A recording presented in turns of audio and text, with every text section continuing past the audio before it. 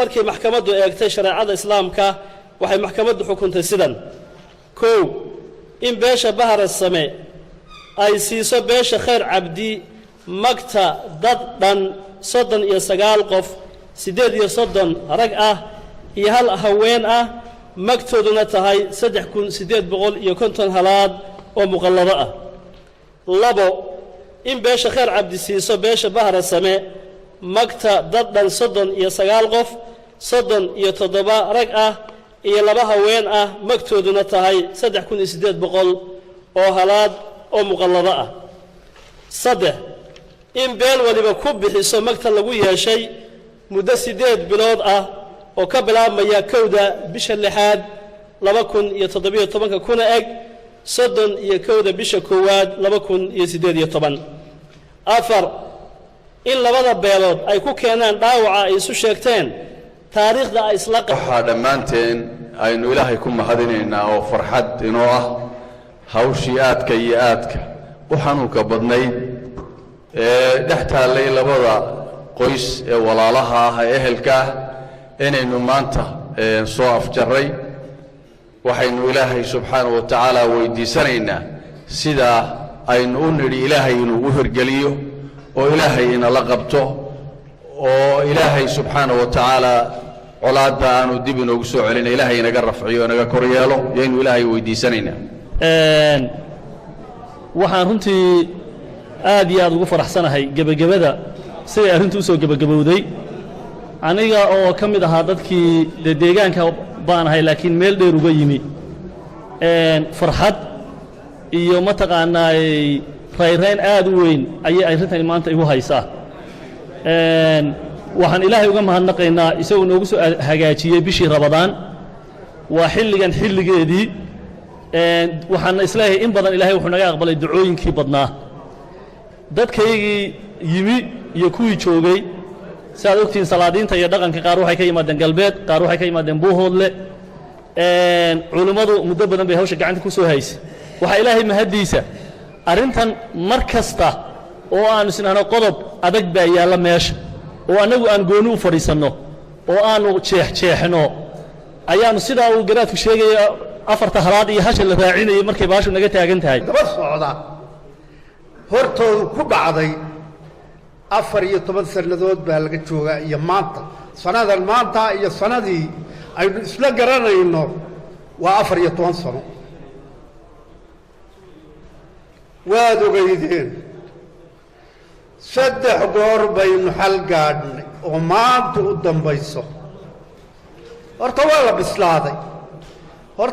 bislaaday waxaanu idinku xuman jiray qolyaha iyaga reer galbeedkii ina cabdulla xasan jabidii dhulmaanta ku jabay intii ka dambaysay shakhsiyaad mooye labada reer wax weyni ma gaadhin oo sidaasaa dhibaatada ay u sahladeen oo waxqabadka sidii aanu doonaynay mar walba uu u fuli waayey saddex goor baynu ilmaadeerayaal go'aan gaadhnay waxaan sharaf mudan mar labaad aan la ilaawi karayn ummaddaas labadaa beerood u soo gurmatay waannu ku celcelinaynaa meelaha fofog uga timi isimada iyo culimmada iyo cuqaasha iyo waxgaradka waxaanu leenahay ilaahay ajarkiina ha labanlaabo dunuubtiinana ilaahay ha dhaafo dowladda somalilan oo hawshaa juhdi badan ku bixisay xagga nabadgelyada oo lambarka ugu horeeya dowladdu ay leedahay hawshaa waxqabadkeeda iyadana waxaanu leenahay dowladda jirta oo ilaahay barkeeyaha ka dhigo intaa ka bacdi haddaanu anagu nahay labada beelood ergooyinkii 33 maxkamaddii iyo culimmadii go'aanadii iyo dacwaddayda markay dhegaysteen wixii ka soo baxay dee waanu qaadanay bilood soo waday dowladda suuragelisay inuu qabsoomo garaadada meel fog iyo meel dhowba uga soo gurmaday cuqaashu waa saas oo kale meel dhow iyo meel fogba waa ka soo gurmatay martida kale marti sharaftaa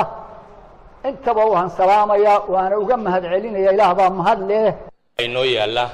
hawlihii inteysii badnayd waynu qabannay waxa inoo yaalla ee tallaabada inoogu xigtaana ay tahay inaynu baxno oo aynu tagno goobihii ay wax ka dhaceen oo aynu isdul taagno oo seexanno oo dadka la hadalno oo u sheegna waxa aynu go'aaminay iyo taladu waxay tahay tala horta taasaa imika inoo taalla waxa kale inoo yaallaana waxa weeyaan waa sidii wixii la gaadhay aynu u fulin lahayn dhinac walba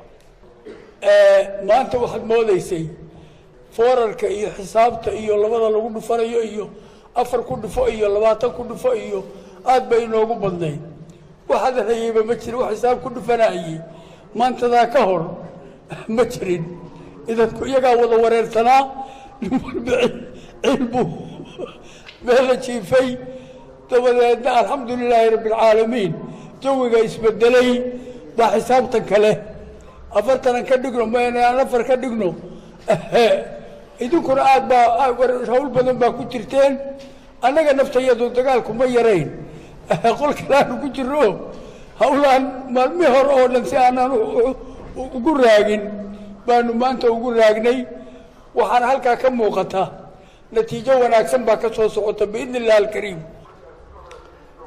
haddaan intaa ka soo gudbo waxaan aad iyo aad